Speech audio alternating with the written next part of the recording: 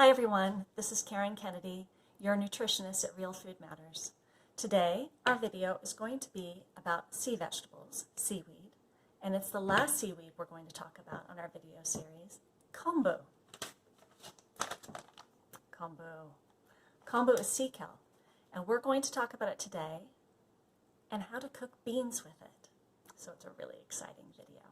Kombu is sea kelp, and it's wonderful to add to your diet because it adds trace minerals and iodine. The other thing it adds, and why we're going to use it to cook with beans, is it's rich in glutamic acid. Now, glutamic acid you might not have heard of before, but you might have heard of monosodium glutamate. Well, the monosodium glutamate that's used commonly in cooking as a flavor enhancer, it really boosts the flavor of foods in the umami flavor. Well, glutamic acid is kind of the same thing, but a more natural version of it. Foods that are high in glutamic acid, in addition to kombu, are things like Parmesan cheese, and you know how good things taste when you add Parmesan cheese to them. Well, kombu does the same thing. I discovered kombu when I was younger and I was experimenting with a vegan diet. What I really missed in my soups was that rich taste that you get from adding like smoked ham hocks to it. I just couldn't get that in my vegan soups. And when I was introduced to kombu, that was it. It added so much rich flavor. Well, I don't cook vegan style cuisine anymore, but I still use kombu for all the other nutritional benefits and because it adds flavor. So today we're going to use it to cook some beans. Come down here.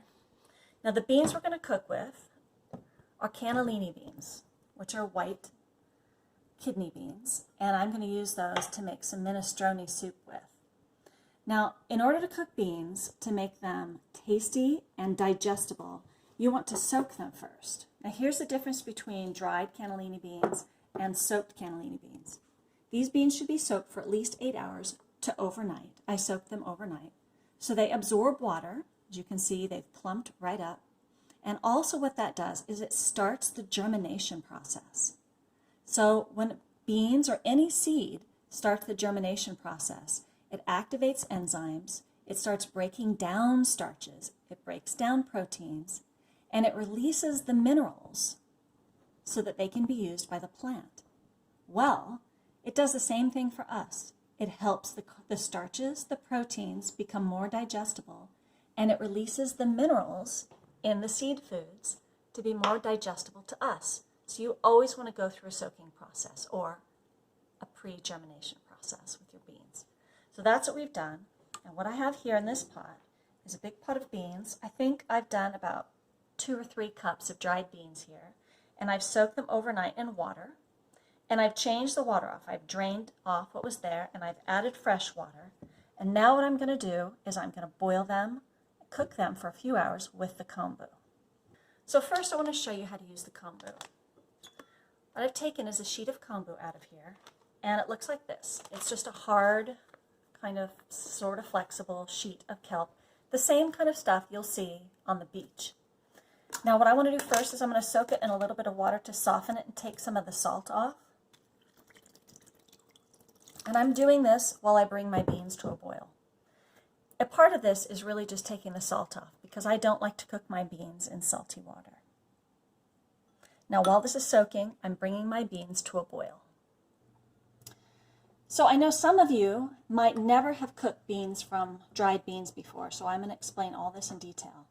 So what I have here are my soaked beans in a nice big pot covered with water, and I've turned the temperature right up on them, and I'm bringing them to a boil.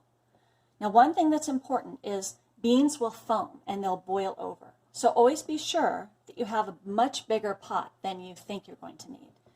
You see my beans are taking up a little less than half of the volume of this pot, and then I've put ample water in there to cover them. I've given at least another inch of water on top because the beans will keep absorbing water.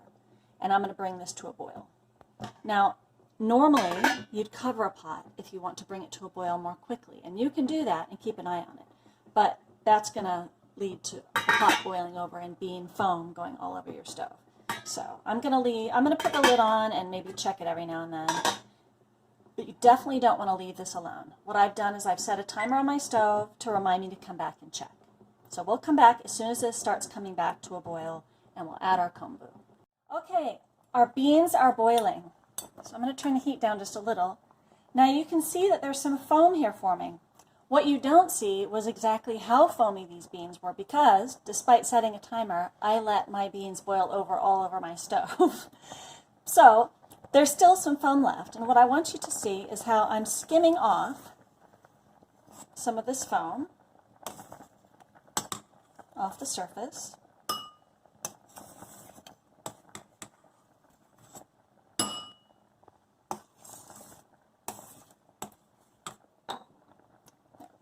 Turn the heat right down. There.